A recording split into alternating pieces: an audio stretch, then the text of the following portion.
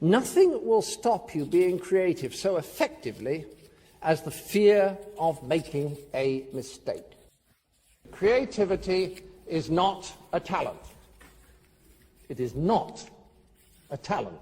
It is a way of operating, an ability to play. To play is experiment. What happens if I do this? What would happen if we did that? What if? The very essence of playfulness is an openness to anything that may happen, a feeling that whatever happens, it's okay.